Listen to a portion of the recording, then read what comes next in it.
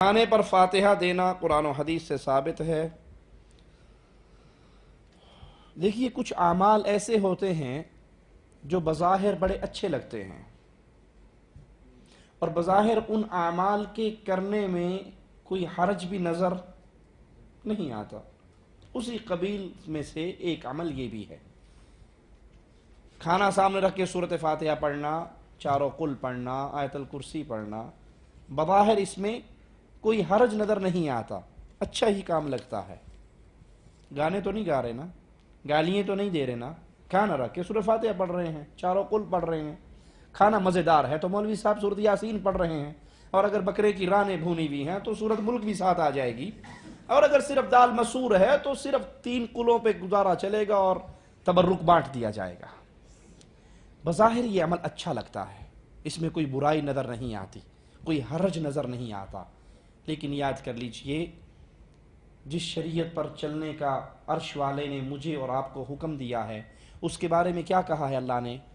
اليوم اکملت لکم، میں نے آج تمہارے لیے، اکمل کا لفظ استعمال کیا ہے اللہ نے اس دین کے کمپلیٹ ہونے پر، سپرلیٹو ڈگری ہے، اس کا معنی ہے کہ یہ دین اتنا کمپلیٹ ہے، اتنا کمپلیٹ ہے کہ اس میں اب ایک ذرے کے بھی اضافے کی گنجائش باقی نہیں ہے۔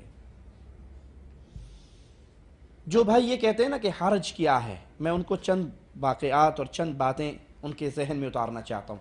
یہودی صحابہ کرام سے مذاق کیا کرتے تھے کہ تمہارا نبی کتنا عجیب ہے، تمہیں استنجے اور طہارت کے طریقے بھی سکھاتا ہے، یعنی یہ دین طہارت کے طریقے بھی بیان کر کے گیا، غسل کے طریقے بھی بیان کر کے گیا، اپنی زوجہ کے ساتھ تعلق کے طریقے بھی بیان کر کے گیا، اس دین میں کوئی ایسی چیز پوشیدہ نہیں رہی۔ صحابی رسول صلی اللہ علیہ وسلم کہتے ہیں نبی اس حال میں فوت ہوئے آسمان پہ اڑنے والے پرندوں تک کا علم ہمیں دے کر گئے، اور خود امام الانبیاء علیہ السلام کیا فرماتے ہیں؟ اللہ کے حبیب علیہ السلام کا فرمان ہے میں نے تمہیں ایک ایسے دین پر، ایسی ملت پہ چھوڑا ہے جس کی راتیں اتنی ہی چمکدار ہیں جتنا اس کا دن چمکدار ہے۔ تو دین اسلام میں کوئی مسئلہ ایسا نہیں جو اللہ کے نبی نے ہمیں بتایا نہ ہو۔ امام الانبیاء علیہ السلام کا دوسرا فرمان ہے جنت میں جانے کے جتنے اعمال تھے، جو عمل تمہیں جنت میں لے جا سکتا تھا وہ میں تمہیں بتا چکا ہوں، اور جہنم سے بچنے کے جتنے راستے تھے وہ میں تمہیں ڈرا چکا ہوں اس سے۔ اب کوئی عمل ایسا نہیں جو مجھے اور آپ کو جنت میں لے جائے اور وہ عمل اللہ کے حبیب نے بیان نہ کیا ہو۔ اگر یہ کھانے پر فاتحہ پڑھنا ثواب کا کام ہوتا، جنت میں لے جانے کا کام ہوتا، تو اس کی کوئی دلیل قرآن و حدیث میں بھی تو ہوتی۔ کھانے پہ فاتحہ پڑھنا، مرنے کے بعد تیجا کرنا، 7واں کرنا، 9واں کرنا، 10واں کرنا، قل کرنا، 40واں کرنا، چہلم کرنا، برسی کرنا، اس کی کوئی دلیل قرآن و حدیث میں ہوتی۔ اب کوئی کہیں گے جی مولوی صاحب حرج کیا ہے؟ میں آپ کو کہتا ہوں اذان کہاں ختم ہوتی ہے؟ لا الہ الا اللہ۔ اگر میں اس کے ساتھ محمد رسول اللہ بھی لگا دوں تو میں نے کوئی گناہ تو نہیں کیا، کوئی گالی تو نہیں دی، پاک نبی کا پاک نام ہی لیا ہے، اور یہ نام جڑا ہوا ہے کلمے میں، نبی کے نام کلمے میں جڑا ہوا ہے، لا الہ الا اللہ محمد رسول اللہ۔ لیکن جب میں یہاں اذان میں لگاؤں گا تو میرا یہ لگانا ثواب ہوگا یا گناہ؟